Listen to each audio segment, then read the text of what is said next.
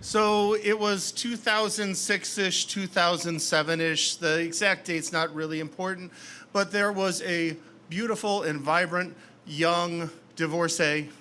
We'll call her Stacy. She was in a waiting room, ran into a handsome and rugged man, and she fell, and he fell.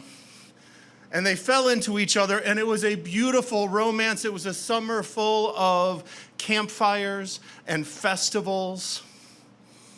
And that was my girlfriend. But that was not me. Sometimes when we hit our tipping points and we fall into somebody else, we knock other people down along the way. And I was at home wondering why my girlfriend was acting strange and wondering where she was this weekend and wondering why she didn't call. And when I found out she had an affair, I was floored because I thought affairs only happened to people who were in unloving relationships or bad relationships or who were hurtful to each other. And I thought we had a good relationship. And I was driving to work one day. I was in Hanover. It was shortly after I discovered the affair. And I realized that I had been crying and screaming for 30 minutes when I realized that I was beyond a tipping point and I needed to do something. I needed help. And I went to my doctor and he prescribed me some pills which made me shit myself 3 times in one day and feel like an alien had taken over myself. And I'm like, well, that's not my solution.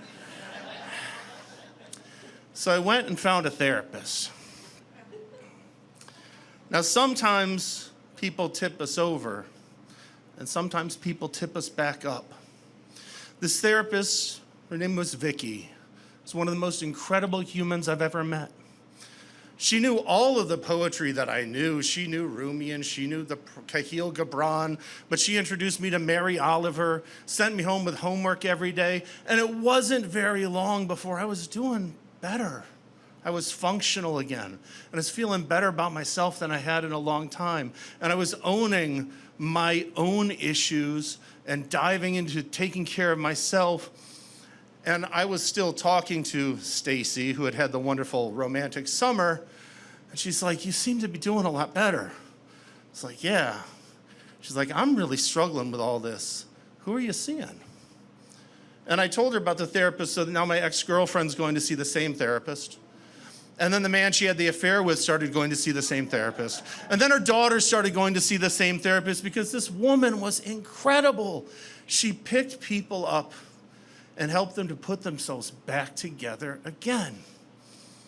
I referred tons of people to her and kept on going on a fairly regular basis, and then eventually reached a point where we tapered off and I was just going a couple times a year. And finally, during the pandemic, Vicky retired. I found myself without a therapist. And it was about March of this last year. I was at this point super single. I was dating again, hadn't been on a second date in a long time.